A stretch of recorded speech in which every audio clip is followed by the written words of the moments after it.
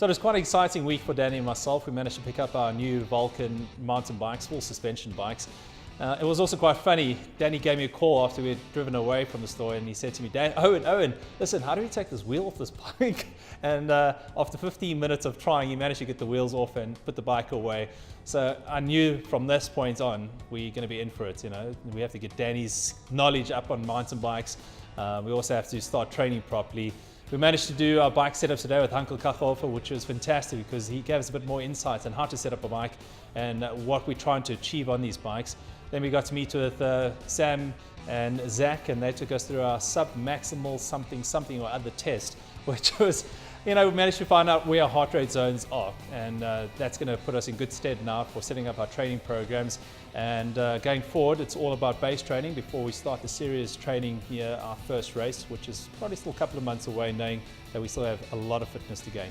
Well, obviously Hanku, he's got such a wealth of knowledge, not just in terms of actually racing, knowing what you're needing out of a bike setup, but you can see he takes it very seriously.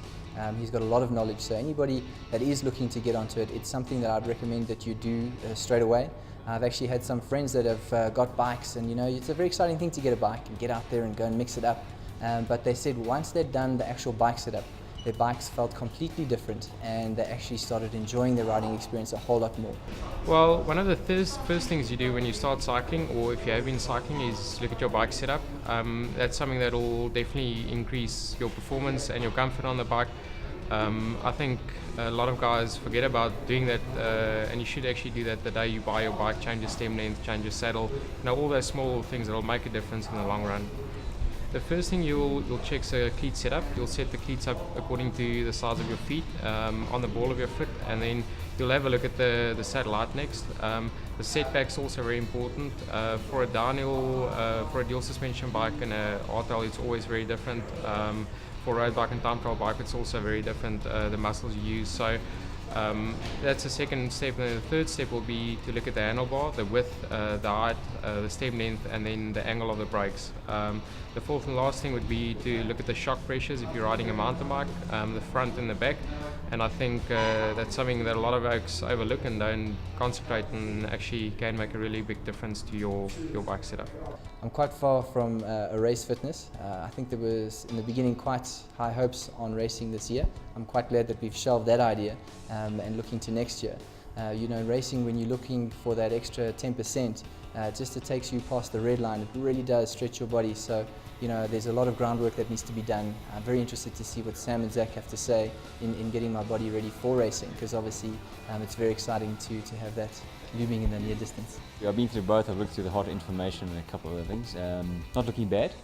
Could be better, but could also be worse. So we're looking okay. In terms of what we need to do next is really training to actually get the best out of you. So what we've got from the test are the different heart rate zones. From those heart rate zones, you can start training at the appropriate intensities to get the type of changes you're looking for. What is very interesting with both of you is the estimated maximums are actually very, very high, much higher than I would expect from a normal cyclist. You guys have got a bit of a history as well. So the good news for both of you is the fuel tanks and the batteries and the engine, the gearbox, everything's still sitting there, just waiting to be rediscovered. So the trick right now is just to get you doing the right type of training to elicit out and cause the changes in the body that get you back towards the type of capacity and performance you're capable of. Now that we've got all the heart rate zones and stuff for the program, we know where you're sitting, we know what your max is, we know where your threshold is. We're going to take those training heart rates, implement them into your program, and then based on that we can then start setting certain sessions at certain times, certain days of the week, and ensuring that we get the max out of your training.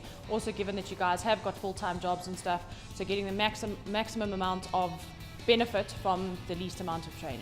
The whole idea behind the heart rate zone technique is to try and identify a change you're looking for and then help you to get that change to happen. So we prescribe training using certain heart rates. So low-level heart rates, recovery heart rates for periods in the training session where you're not working very hard, and then all the way through the different gears. It's like when you're driving on the highway. When you drive on the highway, you want to be in fifth gear. When you're driving in city traffic, you select the gears. Now we think we're immune to that when we start training. So you've got to go through the gears. There are days where you sit in third, there are days where you sit in fifth, there are days where you change first, second, third, fourth, fifth, trying to get different changes in your metabolism. Just going out and riding and sitting in fourth gear, you teach your body how to sit in fourth gear. The reality is, from a racing point of view, and something like Epic, I mean, you're going to be tested.